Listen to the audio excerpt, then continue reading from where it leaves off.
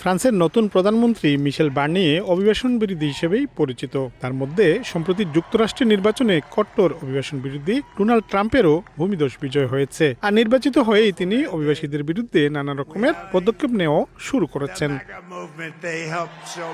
ট্রাম্পের এই অভিবাসন বিরোধী নীতি ও পদক্ষেপের প্রভাব ফ্রান্স সহ ইউরোপের অভিবাসন বিরোধী দেশগুলোতেও পড়ার সম্ভাবনা রয়েছে বলে মনে করছেন অনেকে।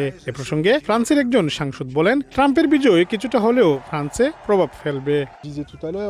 মার্কিন যুক্তরাষ্ট্রে সাম্প্রতিক প্রেসিডেন্ট নির্বাচনে ট্রাম্পের আগমন অনিয়মিত অভিবাসীদের জন্য এক দুঃসংবাদ নিয়ে এসেছে। অর্থনৈতিক মন্দা এবং সামাজিক অসন্তোষের কারণে ইউরোপের বিভিন্ন দেশগুলোতে বর্ণবাদী এবং কট্টর ডানপন্থী দলগুলো ক্ষমতায় এসেছে। এই কারণেই বাংলাদেশ সহ বিশ্বের বিভিন্ন দেশ থেকে আসা অনিয়মিত অভিবাসীদের জীবন আরও বেশি দুর্বিষহ হবে ফ্রান্সে। এতে শঙ্কার কথা জানিয়েছেন অনিয়মিত অভিবাসীরাও।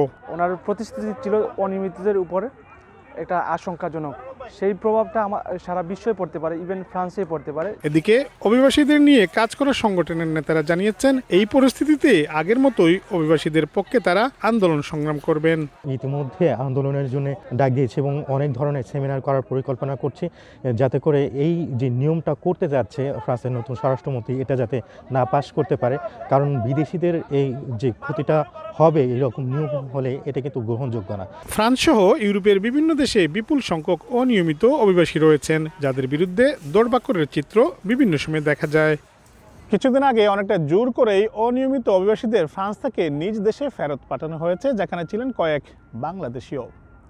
যুক্তরাষ্ট্রের অভিবাসন বিরোধী ট্রাম্পের বিজয়ের পর সেখানকার কিছুটা প্রভাব ফ্রান্সে এসেও পড়তে পারে, এমনটা মনে করছেন কেউ কেউ।